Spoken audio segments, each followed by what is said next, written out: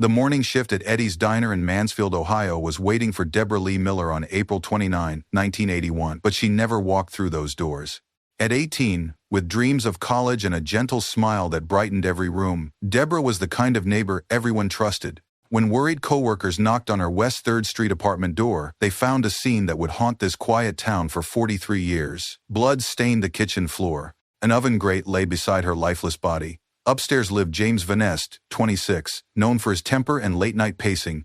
But evidence was thin, leads went nowhere, and whispers of police corruption clouded the investigation. Decades passed, hope faded. Then in 2021, advanced DNA testing changed everything. The genetic fingerprint was clear, but before justice could be served, Vanest vanished into the shadows. What happens when the truth finally catches up to a killer who thought he'd escaped forever? Before we get into the story, drop a comment with your country and the time right now. The morning air hung thick with April dew when Debra Lee Miller's co-workers realized something was terribly wrong. She had never missed a shift at Eddie's Diner without calling, never left her regulars wondering where their favorite waitress had gone. At barely 18, Debra possessed the kind of infectious optimism that made customers linger over coffee just to hear her laugh. Sarah Chen, the morning manager, knocked harder on the faded blue door of 847 West 3rd Street. No answer. Through the thin apartment walls, silence pressed back like a held breath. "Maybe she's sick," whispered Tom Bradley, the short-order cook who'd driven Sarah over. But his voice carried no conviction. Debra would have called. She always called. The landlord's spare key turned with a metallic scrape that seemed to echo through the narrow hallway. Sarah pushed open the door and immediately stumbled backward into Tom's chest. The smell hit them first, metallic, wrong, final. Then they saw her. Debra lay crumpled near the kitchen, her bright yellow uniform stained dark. Scattered around her body were the remnants of what had been a tidy life. Overturned chairs, a broken lamp, and most disturbing of all, a blood-stained oven grate that would become the investigation's central mystery. Had it been the weapon, the final blow that ended an 18-year-old's dreams? Sarah's scream brought neighbors running. Within minutes, sirens wailed down West 3rd Street, shattering the morning quiet of a town that rarely saw violence. Police cars lined the narrow road as Detective Ray Morrison sealed the scene with yellow tape that fluttered like funeral ribbons in the spring breeze. Detective Morrison had seen enough crime scenes to know this one would stick with him. The brutality spoke of rage, of someone who knew Debra well enough to get close. As the coroner's team carefully documented each piece of evidence, Morrison's attention fixed on the apartment directly above. James Vanest answered the door with oil-stained hands and eyes that darted everywhere except Morrison's face. At 26, Vanest possessed the wiry build of a man who fixed things for a living: cars, appliances, anything mechanical. But neighbors whispered about his temper, the way he paced the floors late at night, the occasional shouting matches with invisible adversaries. "Heard the commotion," Vanest mumbled, wiping his palms on faded jeans. "Terrible thing about the girl downstairs." "When did you last see Debra?" Morrison asked, notepad ready. "Yesterday evening? Maybe. She was always coming and going. Quiet type." Morrison studied Vanest's apartment: sparse, obsessively organized.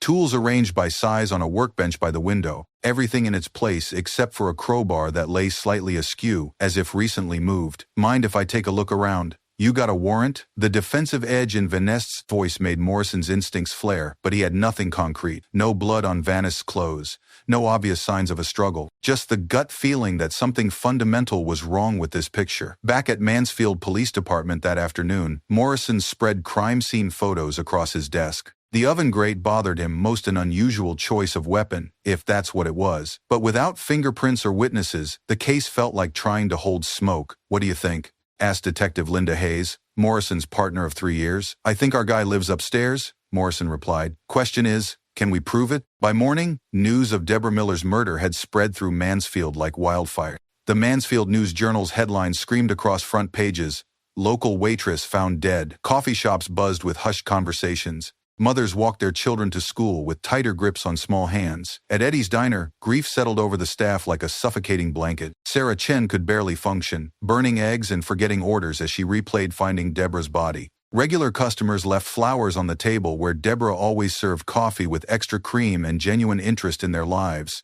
"She was special," whispered Mrs. Eleanor Reeves, an 80-year-old customer who'd claimed Booth 3 every Tuesday for 5 years. "That girl remembered my grandchildren's names, asked about my Arthur's arthritis. Who does that anymore?" The investigation team canvassed the neighborhood, knocking on doors, collecting statements, searching for anyone who'd seen or heard something unusual. Most responses were variations of the same theme. Debra was beloved, James Vanest was strange, and nobody could imagine why anyone would hurt such a sweet girl. Detective Morrison interviewed 12 neighbors that day. Each conversation added another layer to Debra's character: kind, hard-working, dreaming of nursing school, and deepened the mystery of who could have wanted her dead. The brutality of the crime suggested personal rage, but Debra seemed to inspire only affection from those who knew her. As evening approached, candles appeared on doorsteps along West 3rd Street.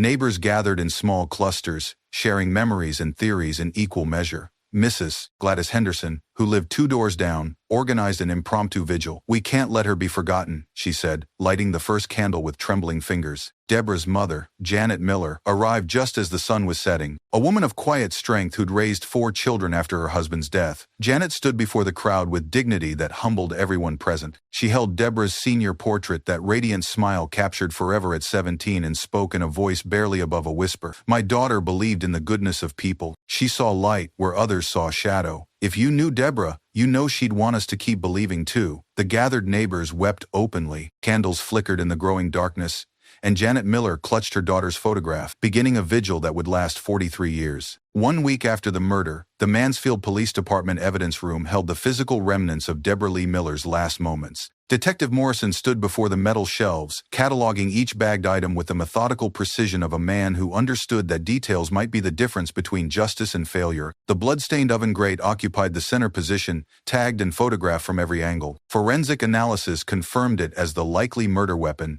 showing hair and tissue consistent with blunt force trauma. But fingerprints were smudged beyond recognition, and 1981 technology offered no way to analyze the biological material clinging to its surface. Evidence bag #7 contained fingernail scrapings from Debra's body cells that might belong to her killer, frozen in time, waiting for science to catch up. Bag #02 held fabric fibers from her uniform, some foreign, possibly from her attacker's clothing. Bag #23 contained swabs from the crime scene, dark with what forensics confirmed as blood from 2 different sources, Debra's and someone else's. "We've got everything documented," Morrison told Detective Hayes as they reviewed the inventory. "Problem is, we can't do anything meaningful with half of it." The biological evidence represented their best hope and greatest frustration. DNA analysis existed in university laboratories, but the technology remained experimental, expensive, and unavailable to small-town police departments. The trace evidence that might conclusively identify Debra's killer sat inches away, scientifically useless. Morrison had interrogated James Vanest 3 more times that week, each session revealing nothing new. Vanest maintained his innocence with the flat effect of a man discussing the weather. No alibi for the night of the murder. He'd been home alone, as usual, but no concrete evidence linking him to the crime either.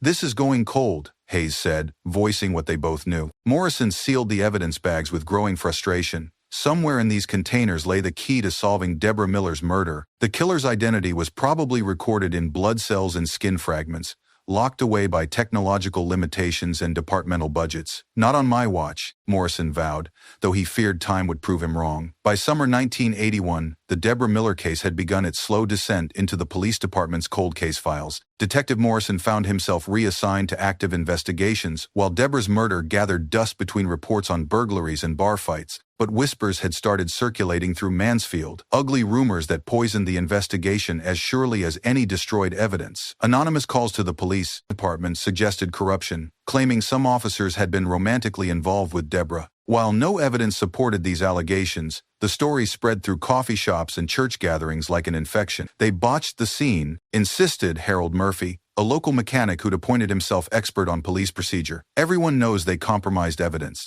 probably covering for one of their own." The rumors found fertile ground in a community hungry for answers. Why hadn't anyone been arrested? How could such a brutal murder go unsolved in a town where everyone knew everyone else's business? The questions multiplied, and when answers didn't come, suspicion filled the void. Detective Hayes fielded increasingly hostile calls from residents demanding updates. "People are scared," she told Morrison over coffee in the station break room. "When they're scared and confused, they need someone to blame." Morrison understood the psychology but felt helpless to combat it. The investigation had stalled not through incompetence but through lack of evidence. James Vanest remained their primary suspect, but suspicion wasn't proof, and the district attorney wouldn't authorize charges based on proximity and personality conflicts. The final blow came in August when Lieutenant William Torres called Morrison into his office. "I'm reassigning you to property crimes," Torres said without preamble. "The Miller case is being transferred to the cold case division." "Sir, I've been working this for 4 months. I know every detail, which is exactly why you need fresh perspective elsewhere. Detective Collins will handle any new developments. Morrison cleaned out his desk that afternoon, boxing files that had consumed his waking thoughts for months. The evidence remained in storage, waiting. Debra Miller's photograph stared up at him from the case folder, her smile a silent accusation of failure. Outside, Mansfield continued its daily routines, while a killer walked free. 5 years had transformed Mansfield in subtle ways. New businesses replaced old ones on Main Street. Young families moved in as older residents passed away or relocated. But on West 3rd Street, nothing changed. Janet Miller still kept flowers on her daughter's doorstep every Tuesday, still lit candles in the window every night, still waited for phone calls that never came. The Mansfield Police Department had undergone its own evolution. New leadership promised accountability and transparency, pledging to review all cold cases with fresh eyes and modern techniques. Detective Morris Campbell, hired from Cleveland PD specifically to handle unsolved crimes, reopened the Miller file in June 1986. Campbell spread 26 evidence bags across his desk, reading 5 years of accumulated reports, witness statements, and investigative notes. The case had grown thick with documentation but thin on progress. James Vanest had moved twice but remained in the area, working odd jobs, accumulating minor arrests for theft and disorderly conduct. Still suspicious, still free. Tell me about the original investigation, Campbell asked Detective Hayes, who'd remained with the department through the transition. Ray Morrison was convinced Vanest was our guy, had good instincts, but the evidence just wasn't there. Still isn't. Campbell studied crime scene photographs, focusing on details previous investigators might have missed. The oven grate bothered him too. Such a specific weapon suggested either opportunity or symbolism. Had the killer grabbed the first available object, or was there meaning in using something associated with cooking, nurturing, domestic life? 3 weeks of renewed investigation yielded little new information. Neighbors who'd been questioned in 1981 had moved away or forgotten details. Physical evidence remained locked in technological limitations. The biological samples that might identify the killer sat uselessly in storage, waiting for scientific advances that seemed perpetually just out of reach. Janet Miller visited Campbell's office monthly, a ritual of hope and disappointment that broke the detective's heart. She'd aged a decade in 5 years, grief carving lines around her eyes and mouth. But her determination never wavered. She visits her daughter's apartment every week, Campbell wrote in his final report, sits on the front steps for exactly 30 minutes, talking to the air as if Debra might answer back. The new tenants don't complain, they understand. By Christmas 1986, the Miller case returned to cold storage.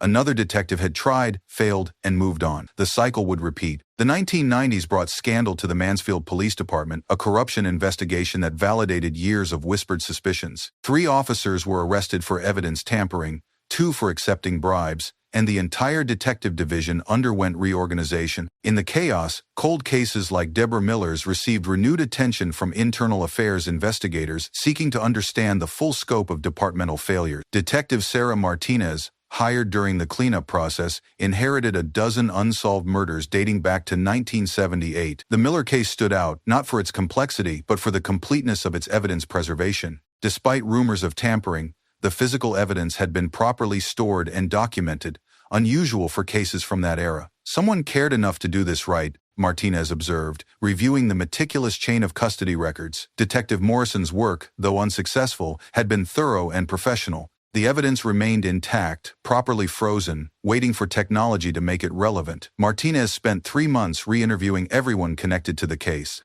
James Vanest, now 38, worked at an auto repair shop in nearby Ontario. Still single, still prone to angry outbursts, still claiming innocence with dead eyes and flat affect. His criminal record had expanded to include assault charges and weapons violations, painting a picture of escalating antisocial behavior. He's gotten worse over the years, reported his current boss. Reliable worker, but you don't want to cross him. Has a mean streak wide as the interstate. New witnesses emerged from the re-examination. Mrs. Dorothy Phillips, who'd lived across the street in 1981, remembered hearing raised voices from Debra's apartment the night before the murder. She'd assumed it was the television, but now wondered if she'd witnessed the killer's final argument with his victim. "Why didn't you report this originally?" Martinez asked. "Nobody asked specifically about sounds. They asked if I saw anything unusual. I didn't see anything." The distinction highlighted how thoroughly investigations could miss crucial details through imprecise questioning. Martinez documented Philip's account and submitted it to the district attorney, but the passage of time had made the evidence legally problematic. Memories fade, witnesses die, and justice becomes increasingly difficult to achieve. By December 1995, Martinez had compiled the most complete picture of Debra Miller's murder ever assembled.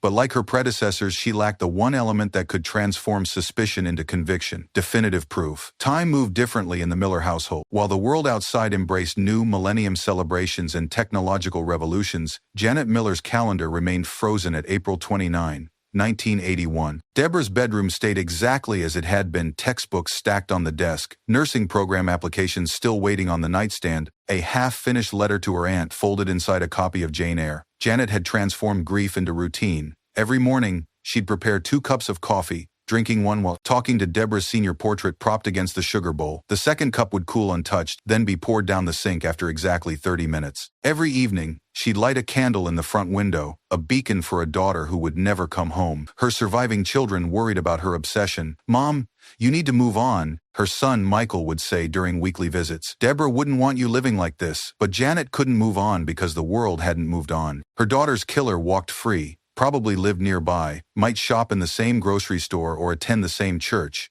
How could she find peace when justice remained undone? The 20th anniversary of Debra's murder brought another wave of media attention. The Mansfield News Journal ran a retrospective series titled "Still Waiting for Justice," featuring interviews with family members and a timeline of the investigation's failures. Local television stations picked up the story, broadcasting Janet Miller's quiet plea for anyone with information to finally come forward. The publicity generated 43 phone tips in 2 weeks. 42 led nowhere: old grievances against neighbors, conspiracy theories about government cover-ups, and false confessions from mentally disturbed individuals seeking attention. The 43rd call came from an unexpected source. James Vanest's ex-girlfriend, Lisa Morrison, no relation to the original detective, had dated Vanest briefly in 1987. "He used to talk about that murdered girl," she told Detective Martinez. "Said everyone suspected him, that he'd never be free of it. But sometimes, when he'd been drinking, he'd say things like, 'They can't prove what they can't understand.'" Martinez pressed for specifics. What exactly had Vanest said? When had these conversations occurred? Could Lisa provide any documentation? "I was scared of him," Lisa admitted. "That's why I left. He had this way of looking at you when he was angry, like he was calculating how much damage he could do. I never forgot that look." The interview added psychological texture to the case, but no legal substance. Still, Martinez felt the investigation creeping closer to truth. Detective Marcus Thompson inherited the Debra Miller case in 2021, 40 years after an 18-year-old waitress had died brutally in a small apartment on West 3rd Street. Unlike his predecessors, Thompson had access to forensic tools that seemed almost supernatural compared to 1981's investigative capabilities. DNA analysis, once experimental and expensive, had become routine and relatively affordable. The Mansfield Police Department had received a federal grant specifically for cold case investigations, part of a nationwide initiative to apply modern science to decades-old mysteries. Thompson, hired from the Ohio Bureau of Criminal Investigation, specialized in genetic genealogy and advanced forensic techniques that could extract information from evidence previously considered worthless. "We're going to solve this one," Thompson told his lieutenant with confidence his predecessors had never felt. "The technology exists, the evidence is intact, we just need to connect the dots." The evidence room hadn't changed much in 4 decades. The same metal shelves held the same carefully labeled bags, waiting for science to catch up with ambition. Thompson examined each item with the reverence of an archaeologist handling ancient artifacts. Bag #23, containing blood swabs from the crime scene, represented his best hope for breakthrough. The Ohio State Crime Lab had agreed to prioritize the Miller case for DNA extraction and analysis. New techniques could potentially develop genetic profiles from biological samples that would have been useless just 5 years earlier. If the preserved blood came from Debra's killer, and if that killer's DNA existed in any criminal database, the case could be solved within weeks. Thompson drove the evidence to Columbus personally, unwilling to trust such precious cargo to shipping companies or courier services. At the crime lab, he handed the samples to Dr. Patricia Chen, a forensic geneticist who'd solved 12 cold cases in the past year using similar evidence. "How long has this been waiting?" Dr. Chen asked, examining the preservation quality. 40 years. Then let's see if we can finally give this family some answers." Thompson returned to Mansfield with guarded optimism. The evidence was in capable hands. Now came the hardest part of any investigation: waiting.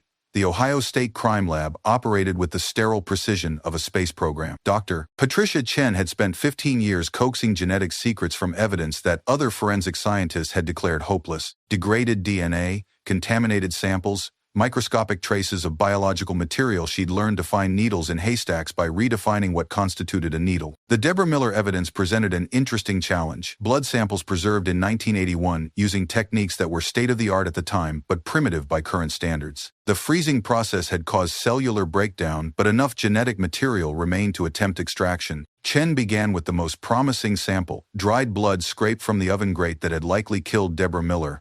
Under microscopic examination, the sample showed clear separation between two distinct blood types. One belonged to the victim that much had been established decades earlier. The second source remained unknown, presumably belonging to the killer. The extraction process required painstaking care. Chen isolated cells from the unknown blood source, then used polymerase chain reaction amplification to multiply the genetic material until it reached testable quantity. The resulting DNA profile contained 13 usable markers, enough for comparison against criminal databases, but not enough to satisfy her perfectionist standards. "Let me try the fingernail scrapings," Chen told her assistant. "If the victim scratched her attacker, we might get cleaner DNA." Evidence bag #7 yielded better results. Skin cells trapped under Debra's fingernails had been perfectly preserved by the freezing process, protected from contamination by careful evidence handling. This sample produced a full genetic profile with 24 usable markers, more than enough for definitive identification. Chen uploaded the profile to CODIS, the FBI's combined DNA index system, and waited.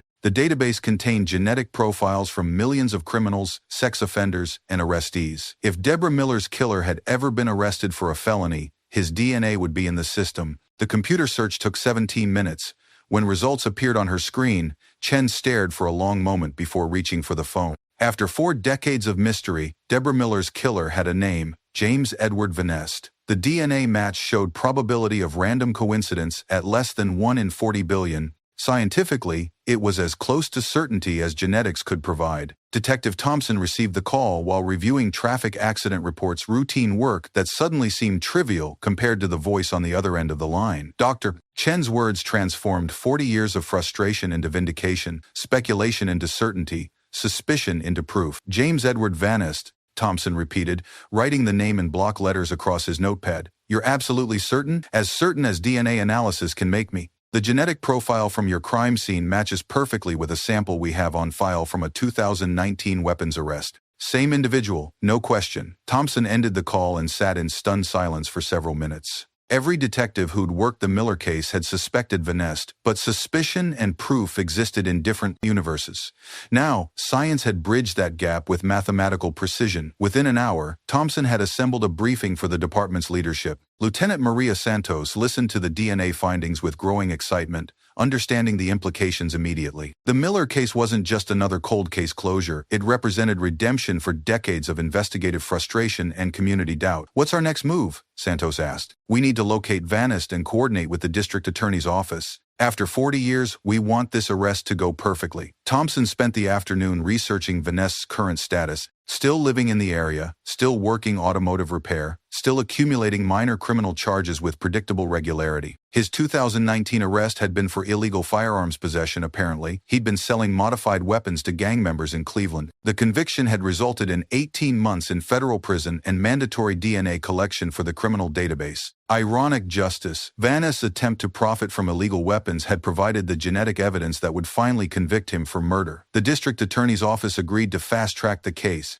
Prosecutor Elena Rodriguez had never handled a DNA-based cold case, but she understood the significance. 40 years is a long time to wait for justice, she told Thompson. "Let's make sure we get this right." Grand jury indictment papers were prepared in secret. Arrest warrants were signed by Judge William McCarthy, the same jurist who'd presided over numerous failed attempts to solve the Miller case. Everything was ready except for one crucial detail: finding James Vanest. Janet Miller was tending her garden when Detective Thompson knocked on her door. At 78, she moved more slowly than in previous decades, but her hands remained steady as she arranged roses in a vase flowers she'd plant on Debra's grave. Later that afternoon, continuing a ritual that had never missed a Tuesday in 40 years, Thompson had rehearsed this conversation during the drive over. How do you tell a grieving mother that her worst suspicions have been confirmed? How do you balance hope with the sobering reality that her daughter's killer had lived freely for 4 decades while she suffered? Mrs. Miller, I have some news about Debra's case. Janet set down the vase and looked directly into Thompson's eyes. After 40 years of disappointing updates, she'd learned to read detective faces like weather patterns. This one was different. You found something. We have DNA evidence that identifies your daughter's killer, James Vanest. The name hung between them like a physical presence. Janet had spoken it countless times over the decades, usually preceded by phrases like, I think, or probably, or if only we could prove. Now it carried the weight of scientific certainty. I always knew, she whispered. From the very beginning, I knew it was him, but knowing and proving. She trailed off, tears forming in eyes that had cried themselves dry years ago. Thompson explained the DNA analysis, the CODIS match, the legal preparations already in motion. Janet listened with the focused attention of someone who'd waited half a lifetime for this moment. When he finished, she sat quietly for several minutes, processing 40 years of grief and frustration. What happens now? She asked. We arrest him. He'll face trial for Debra's murder. After all this time, there will finally be justice. Will you tell me when you catch him? You'll be the first person I call. Janet stood and walked to the mantelpiece, where Debra's senior portrait had watched over the family for 4 decades. She touched the frame gently, a gesture of love that had become automatic. Did you hear that, baby? They finally know the truth. Thompson left the Miller house with mixed emotions. Justice was coming, but it felt incomplete, somehow. 40 years too late, purchased with decades of a mother's anguish. Still, it was better than never. James Vanest had developed a routine over 40 years of freedom. Every morning at 6 a.m., he'd drive from his small apartment in Ontario to Mansfield Auto Repair, where he'd spend 8 hours fixing other people's broken machines. He was good at his job, methodical, precise, able to diagnose problems that stumped younger mechanics. But coworkers learned not to engage him in conversation, especially about personal topics. Vanest radiated a darkness that made small talk feel dangerous. Detective Thompson and U.S. Marshal Robert Hayes began surveillance on a gray Tuesday morning in March 2022. The arrest needed to be clean, public, witnessed by enough people to prevent any claims of police misconduct. Too much was at stake after 4 decades of waiting. He looks older but not different, Thompson observed through binoculars as Vanest emerged from his apartment building. Same dead expression, same way of moving like he's angry at the world. The arrest plan was simple. Wait until Vanest arrived at work, then approach with overwhelming force before he could react violently. Psychological profiles suggested he'd been living with guilty knowledge for 40 years, always expecting this moment. Cornered animals were dangerous, and Vanest had proven himself capable of extraordinary brutality. But as the arrest team assembled at 7:30 a.m. outside Mansfield Auto Repair, they discovered an empty parking space where Vanest's truck should have been. The shop manager confirmed he'd called in sick that morning, unusual for someone who'd barely missed a day in 3 years. Thompson felt ice forming in his stomach. Had someone tipped off Vanest? Was he running? After waiting 40 years for justice, had the killer slipped away at the crucial moment? A canvas of Vanest's apartment building revealed his truck was gone, along with several suitcases and most of his tools. Neighbors reported seeing him loading boxes into his vehicle around midnight, 12 hours before the planned arrest. He's in the wind, Marshal Hayes concluded grimly. Question is, how far did he get? Thompson stared at the empty apartment, feeling 40 years of investigative work crumbling. Somewhere out there, James Vanest was driving toward an uncertain destination, carrying the weight of murder and the knowledge that science had finally caught up with his past. The manhunt for James Vanest consumed 3 years and covered 11 states, U.S. Marshals tracked him through security footage, credit card transactions, and cellular phone records, always arriving hours or days too late. Vanest had planned his escape well, using skills learned during 4 decades of avoiding serious consequences for increasingly serious crime. Marshal Robert Hayes coordinated the search from a task force office in Cleveland, surrounded by maps marked with red pins indicating confirmed sighting. Vanest had been spotted in West Virginia, Kentucky, Tennessee, and Florida, working odd jobs under false identities, staying in cheap motels that accepted cash and asked few questions. He's got survival instincts, Hayes told his team during a briefing in January 2024. Knows how to disappear, how to blend in, but he's also getting desperate. Desperate people make mistakes. The mistake came in November 2024, ironically connected to Vanest's lifelong pattern of weapon-related crimes. Canton police arrested him during a routine traffic stop, discovering modified firearms in his truck bed. The guns were illegal, the modifications were federal crimes, and the serial numbers had been filed off enough charges to hold him, while marshals confirmed his identity through fingerprints. But Vanest had learned to read law enforcement faces, as well as Janet Miller had learned to read detective expressions. When the arresting officer's demeanor changed after running his prints, when additional units arrived without explanation, when questions shifted from weapons charges to requests for DNA samples, he understood his 4-decade flight was ending. The Canton area motel where they'd cornered him was unremarkable. 2 stories of faded brick and flickering neon. The kind of place that rented rooms by the week to people with nowhere else to go. Room 237 had become Vanest's fortress and his tomb. James Vanest, this is U.S. Marshals, Hayes called through the door. We have a warrant for your arrest in connection with the 1981 murder of Debra Lee Miller. Open the door and come out with your hands visible. The response was immediate. Gunfire through the thin door, bullets splintering wood and embedding themselves in the hallway wall. Marshal Jessica Rodriguez took shrapnel in her shoulder but kept position, returning fire while Hayes coordinated evacuation of adjacent rooms. The standoff lasted 6 hours. When silence finally returned to room 237, James Vanest lay dead on carpeting, stained with 43 years of secrets. Dr. Patricia Chen had processed thousands of DNA samples during her career, but the post-mortem analysis of James Vanest carried unusual emotional weight. This wasn't just another comparison of genetic markers. This was the final confirmation that a 43-year journey toward justice had reached its destination. The sample collection had been complicated by the circumstances of Vanest's death. Multiple gunshot wounds had contaminated some biological material, but Chen's team managed to extract sufficient DNA from blood samples taken during the autopsy. The genetic profile they developed was compared against the evidence from Debra Miller's crime scene using the most advanced analytical techniques available. Perfect match.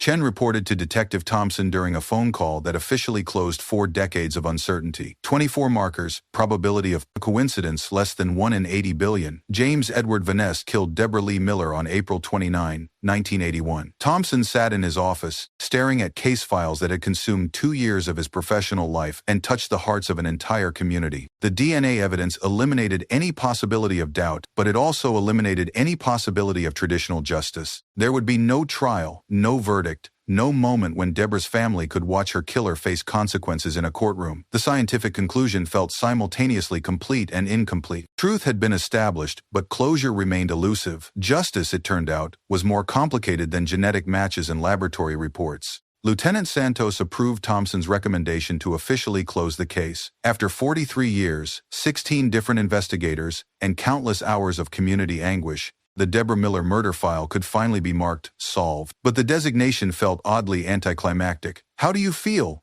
Santos asked, as Thompson completed the final paperwork. "Relieved that we know the truth, frustrated that it took so long, sad that Vanest never faced trial." Thompson paused, considering the complexity of emotions surrounding cold case resolutions, mostly grateful that Mrs. Miller lived to see this day. The case had been solved not through brilliant detective work or dramatic breakthroughs, but through the patient application of scientific advancement to carefully preserved evidence. In the end, justice had arrived wearing a laboratory coat rather than a police uniform. December 31, 2024, marked the end of a year that had transformed grief into resolution for the Miller family and vindication for the Mansfield Police Department. The press conference announcing the case closure drew reporters from across Ohio, reflecting public fascination with cold cases and the power of DNA science to reach across decades. Chief Patricia Williams stood at the podium in Mansfield City Hall, surrounded by American flags and photographs documenting the investigation's long history. Behind her sat Janet Miller, now 79, flanked by her surviving children and grandchildren who'd grown up hearing stories about the aunt they'd never met. After 43 years, 8 months, and 2 days, we can finally say with scientific certainty that the murder of Debra Lee Miller has been solved, Chief Williams announced. DNA evidence conclusively identifies James Edward Vanest as her killer. The assembled reporters scribbled notes and held recording devices closer, recognizing the significance of the moment. Cold cases rarely achieve such definitive resolution, especially after 4 decades of investigative dead ends. Detective Thompson took the podium next, explaining the technological advances that had made the breakthrough possible. He spoke about preserved evidence, genetic databases, and the patient work of forensic scientists who'd coaxed truth from decades-old biological samples. "This case demonstrates why we never give up on seeking justice," Thompson said. "Technology evolves, techniques improve, and sometimes science catches up with evidence that's been waiting patiently in storage." Janet Miller's statement was brief but powerful. She thanked the investigators who'd never stopped trying, the community members who'd never stopped caring, and the scientists who'd finally provided the answers her family needed. "Debra would have been 61 years old this year," Janet said, her voice steady despite the magnitude of the moment. She never got to become the nurse she dreamed of being, never got to have the family she wanted, never got to see how beautiful the world could be. But she didn't die for nothing. Her case shows that truth has its own timeline, and justice can wait decades if necessary. The press conference concluded with questions about the investigation's future impact. Would other cold cases receive similar attention? How many unsolved murders might be resolved through DNA technology? Chief Williams promised that Debra Miller's case would not be the last, that the department was committed to applying modern science to historical mysteries.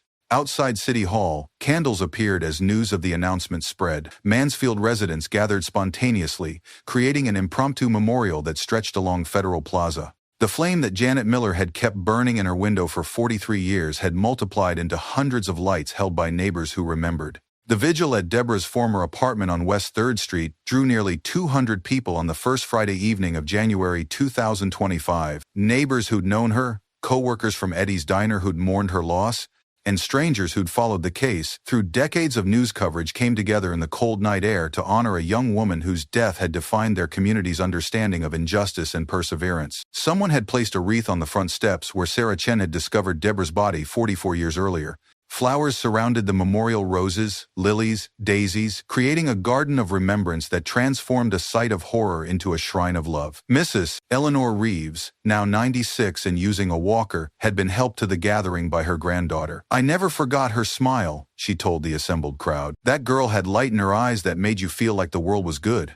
Tonight, we celebrate that light. Janet Miller stood before the apartment building where her daughter had lived and died, holding a paper lantern that glowed softly in the winter darkness. The ritual had been her granddaughter's idea, a way to symbolically release Debra's spirit from the earthbound concerns that had kept her memory trapped in grief. 43 years ago, a monster took my daughter's life, Janet said, her words carrying across the silent crowd. But he couldn't take her love, her kindness, or the way she made people feel special. Those things lived on in all of you, in every person who remembered her smile, who shared her story, who refused to let her be forgotten. The crowd lit candles from Janet's lantern, passing flame from person to person until West 3rd Street flickered with dozens of small lights. Children who'd been born decades after Debra's death held candles beside adults who'd served her coffee at Eddie's Diner. At precisely 8:47 p.m., the estimated time of Debra's death based on forensic analysis, Janet released her lantern into the winter sky. The glowing orb rose slowly, carrying with it 4 decades of accumulated sorrow and the community's collective hope for peace. Other lanterns followed, creating a constellation of lights that drifted over Mansfield like souls finally free to find rest. The crowd watched in silence until the last glow disappeared beyond the horizon, then began the slow dispersal that marked the end of their long vigil. February brought the difficult task of dismantling the shrine that Debra's bedroom had become. Janet Miller's children had gently suggested this step for years, but only now, with her daughter's killer identified and justice achieved, did it feel emotionally possible to pack away the artifacts of interrupted dreams. Michael Miller helped his mother fold the nursing textbooks that had waited on Debra's desk for 44 years. The pages had yellowed with age, and medical knowledge had evolved beyond recognition, but the books represented aspirations that death had frozen in time. "She would have been a wonderful nurse," Janet said, running her fingers across anatomy diagram Debra had annotated with careful notes. "She had such gentle hands, such a caring heart. People would have felt safe with her." The half-finished letter to Aunt Patricia was perhaps the most heartbreaking artifact. Debra had been describing her excitement about the coming summer, her plans to save money for college, her hope that life was finally beginning to open up with possibilities. The letter ended mid-sentence, pen stopped by violence that had erupted without warning. Each item carried memories that Janet shared with her son as they worked. The jewelry box that played Fur Elise when opened, Debra's favorite piece from childhood. The diary hidden beneath sweaters in the bottom drawer, filled with the hopes and fears of an 18-year-old navigating adulthood. The collection of romance novels that had inspired dreams of finding true love. "What should we do with everything?" Michael asked. Janet had considered this question for weeks. Simply storing the items felt like creating another shrine. Donating them seemed impersonal. Finally, she decided on a solution that honored both Debra's memory and her compassionate nature. The nursing textbooks go to the Community College Scholarship Fund. Her clothes get donated to the women's shelter.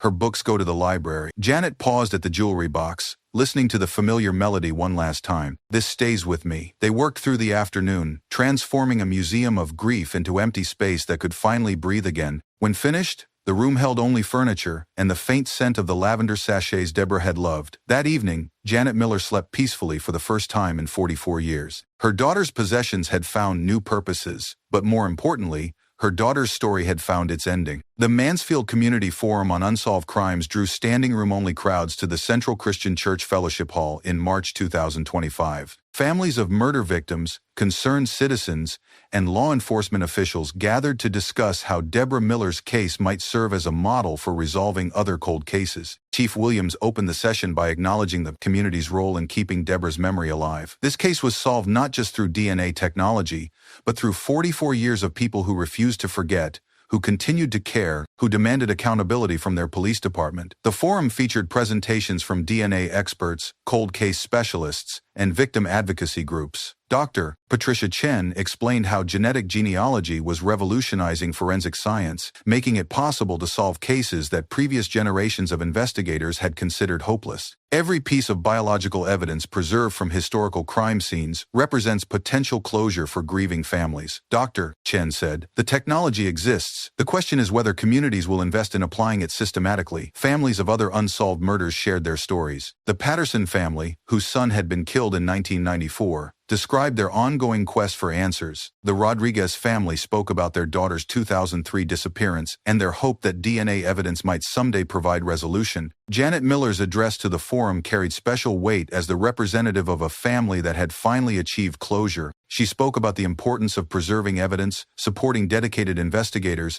and maintaining hope even when years passed without progress. "I want other families to know that giving up is not required," Janet said. "Grief changes over time, but it doesn't have to become despair. Sometimes justice moves slowly, but it can still arrive." The forum concluded with the announcement of a new initiative, the Debra Miller Cold Case Fund, established to provide resources for DNA analysis of preserved evidence from unsolved murders. Community donations and state grants would support laboratory costs that many departments couldn't afford. Detective Thompson volunteered to coordinate the program, understanding that Debra's case had given him both professional purpose and personal mission.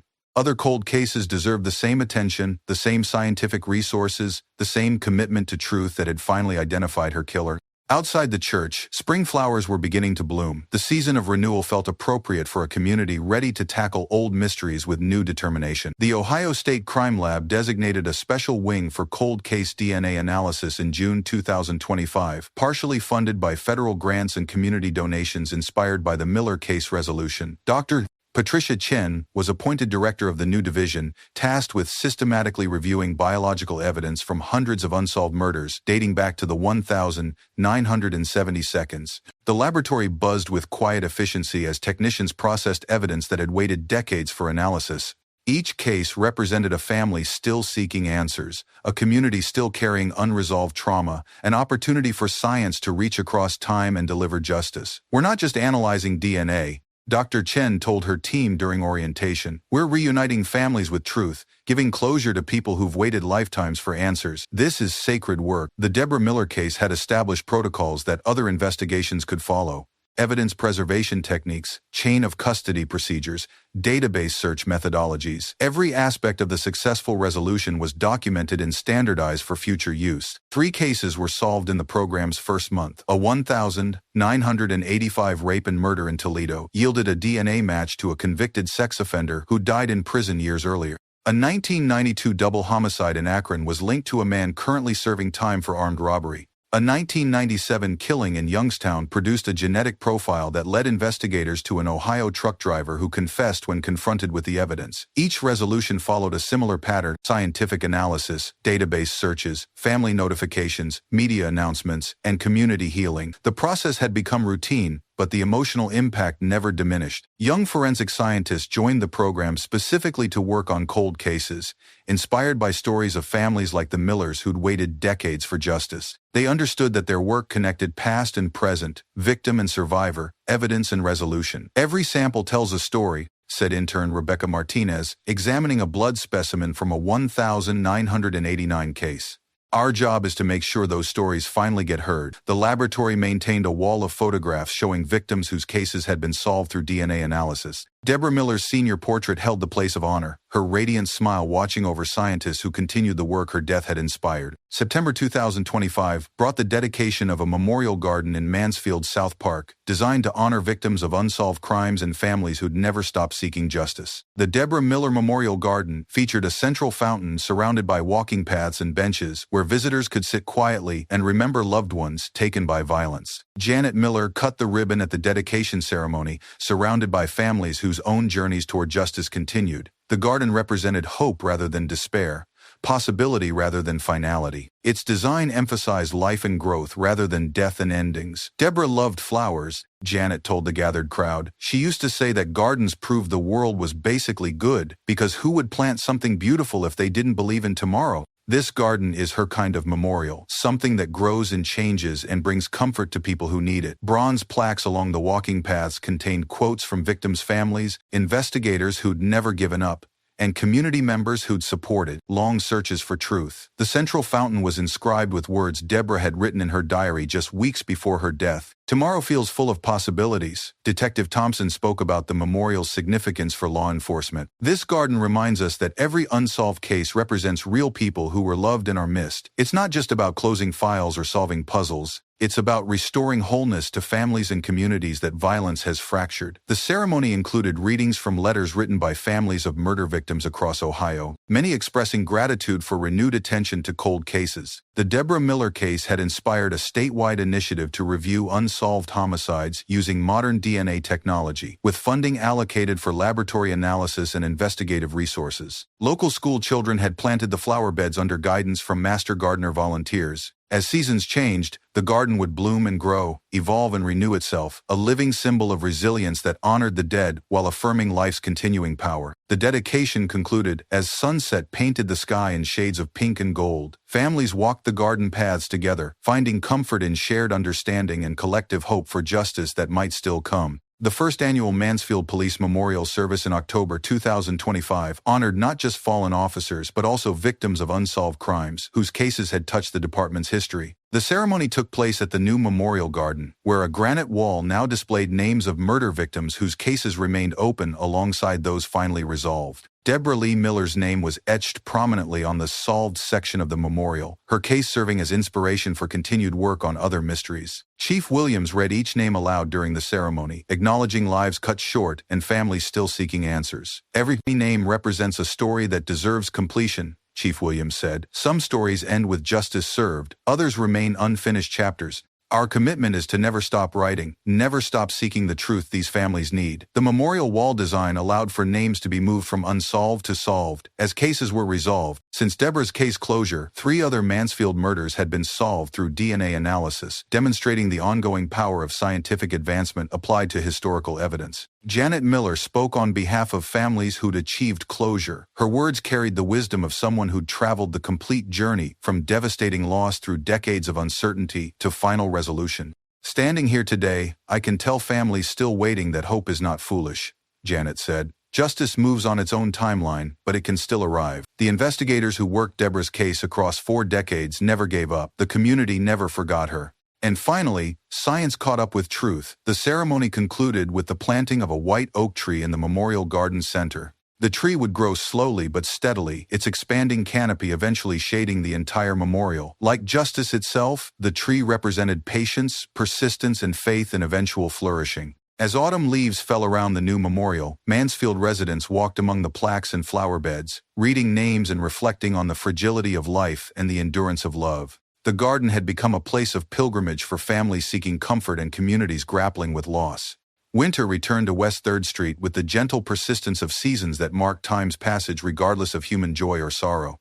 Snow covered the sidewalks where neighbors had gathered 44 years earlier to mourn an 18-year-old waitress whose bright smile had been extinguished by violence. Janet Miller walked slowly past the apartment building where Debra had lived and died, her steps careful on the icy pavement, but her purpose steady. At 80 years old, she moved with the deliberate grace of someone who'd learned to find peace within persistent grief. The building looked different now. Fresh paint, new windows, renovated apartments that housed young families and college students who knew nothing of the tragedy that had once defined this address. Life had reclaimed the space where death had briefly reigned, demonstrating time's power to heal even the deepest wounds. Janet paused at the front steps, remembering all the times she'd stood in this exact spot waiting for news that never came, hoping for justice that seemed impossibly distant. Today felt different. The weight of unanswered questions had lifted, replaced by the lighter burden of simple remembrance. She pulled a single white candle from her coat pocket, not the desperate flame of a vigil keeper, but the gentle light of a mother who'd found peace. The candle flickered briefly in the winter wind, then burned steadily as Janet whispered words meant for a daughter who could finally rest.